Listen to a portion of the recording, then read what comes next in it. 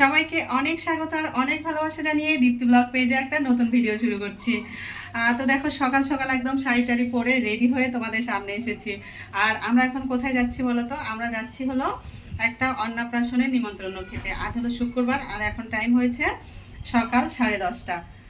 যদিও এই অন্নপ্রাশনকে ঘিরে আমাদের অনেক প্ল্যান পরিকল্পনা ছিল, যেগুলোর কিছুই হচ্ছে না। ঠিক আছে, আমাদের চিন্তা ভাবনা ছিল আমরা যাব না দেশের এই পরিস্থিতি দেখে। তারপরেও আজকে একটু পরিস্থিতি অন্যরকম হয়েছে, তাই যাচ্ছি।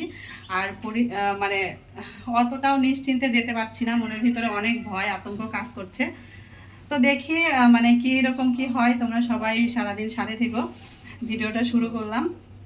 ঠিক আছে, চলো আমরা এখন বেরোবো। আর আরেকটা কথা, দেশের এই পরিস্থিতি শুরু হবার পর থেকে আমি এখন অবধি বাহিরে যাইনি। তো আগেই তো বললাম অনেক ভয় আর আতঙ্ক নিয়ে বাহিরে বের হচ্ছি। দেখি কীরকম কি হয়। আর আরেকটা কথা, যেহেতু অন্নপ্রাশনের অনুষ্ঠানে যাচ্ছি, গিফটের একটা তো ব্যাপার আছে। তো দেশের এই পরিস্থিতিতে বাহিরেও যাওয়া হয়নি, আর গিফটও ওইভাবে কেনা হয়নি। তো যাবার পথে দেখি কোনো গিফট আমরা কিনবো, পাই কিনা। যদি আমাদের মানে মনের মতো পাই কিনবো, আর না হলে অন্য ব্যবস্থা করব। ঠিক আছে, চলো আমরা এখন বেরোবো, সাথে থেকে। তো আমরা বেরিয়ে পড়েছি। রাস্তাঘাটে ফোন বের করাটা মনে হচ্ছে অনেক রিস্কি হয়ে যাবে, তার কারণে ফোনটা ব্যাগের মধ্যে ঢুকাচ্ছি।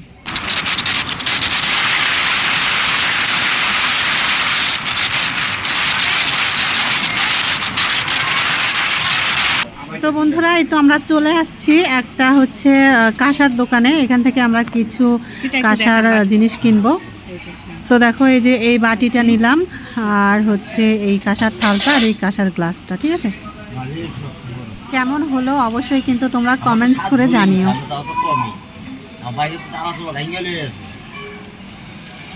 কবে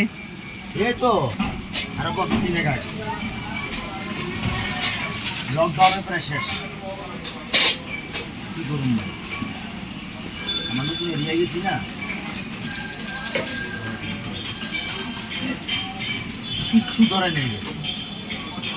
তো বন্ধুরা, আমরা কিন্তু চলে আসছি জিনিস নিয়ে ওদের বাসায়। আর আসার পরপরই আমাদেরকে দিয়েছে হচ্ছে ওয়েলকাম ড্রিঙ্কস। তো ওটা বসে বসে খাচ্ছিলাম। আর এই যে এখানে বেবিটা ঘুমাচ্ছে, ওরই মুখে ভাত হবে আজকে।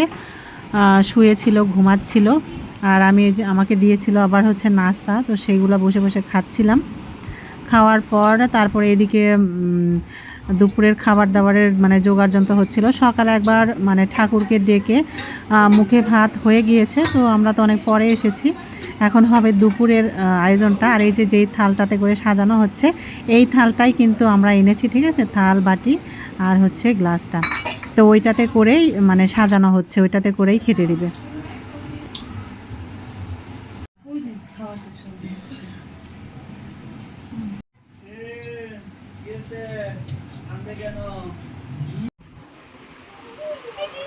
এই যে দিদি ভাই, কি হয়েছে? ক্ষুধা লাগছে? ক্ষুধা লাগছে তোমার? খুব ক্ষুধা লেগেছে। এইবার হচ্ছে বুড়িটাকে বউ সাজানো হচ্ছে। ওর মা ওকে দেখো সাজিয়ে দিচ্ছে। আর এদিকে দেখেছো, এইটুকু বাচ্চাও ফোনের মর্ম বোঝে। ধুম ধারাকা গান চালিয়ে তারপরে ওকে সাজিয়ে দেওয়া লাগছে। দেখছো কি সুন্দর করে ফোন দেখছে।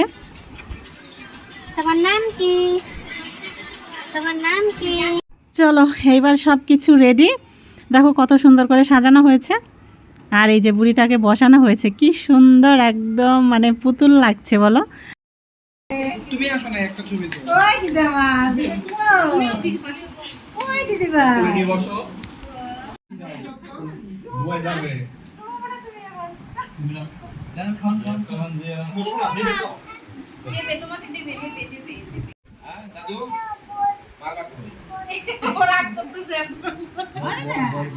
আসো, এমন আসো দি ভাই। কই?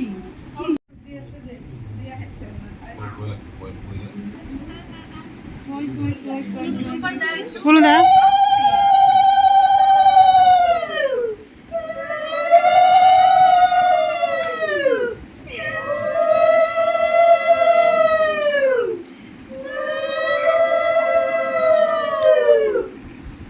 দাদা বেকিং তো ছিটে কিনি করে লন। সব আগে সব দাও। একটু করে একটু মেলে একবারে লয়, তারপর মুখে দেন বাসো। এমনি ছিটে একটু করে লন। বাইরে রেখে দাও। নিয়ে নাও, হালে নাও। আর একটু বড় করে করে এই ছিটে মুখে দিন। দিব নাই ওই যে আমাদের খাও তুমি মিষ্টি দাও একটু করে হয় তো, খালি হয় তো। সোয়া তিনবার দেন একবার কিনে দিবেন তিনবারও লজে একটু করে তিনবার দেন তিনবার সোয়াইছে ওই হালাই মাংস বাড়ির মাংস কোনো নাই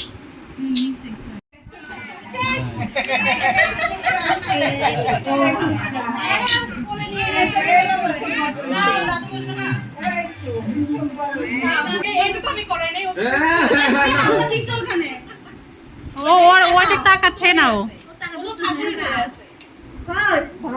টাকা ধরো না দেখছো ও তো দেখতেছে না ওদিকে সেটাই তো ও দেখতেই পাচ্ছে না ওর মানে শাড়িটাই এমন হয়ে গেছে ও ঘাড়ি লড়াতে পারছে না আর শাড়িটা এই সম্পা আঁচল ঠিক করো মেখে গেল শাড়ি এই দেখতেছেই না ও মনে হয় নিচে তাকাতেই পারছে না ওই যে কলম ধরছে কিন্তু কেউ তো ওই দেয়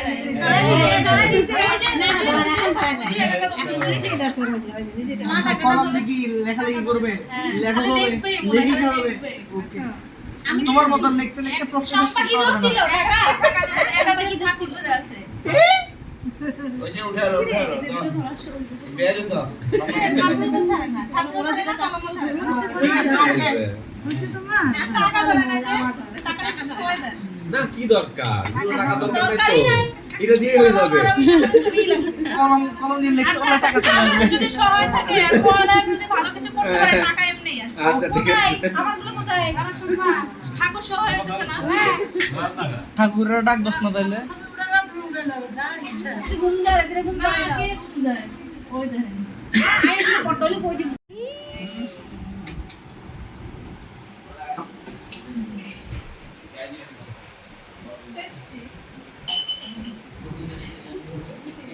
অর্পণ তাকাও কি হলো হাসে না কেন এই তো হাসতেছে